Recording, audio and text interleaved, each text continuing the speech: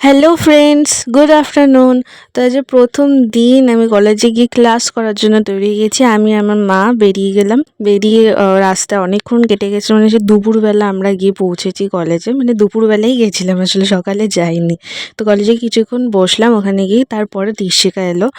তার সমৃদ্ধি আর দীপান্বিতা কলেজেই ছিল, ওদের ক্লাস হচ্ছিল কিন্তু আমাদের হয়নি। আমরা ফার্স্টে একটু বসেছিলাম আর আমি আলাদা রুমে। তো তারপরে ওদের যখন ক্লাস শেষ হলো তখন আমরা হলে গেলাম। ওখানে গিয়ে অনেকক্ষণ বসেছিলাম যে ক্লাস হবে।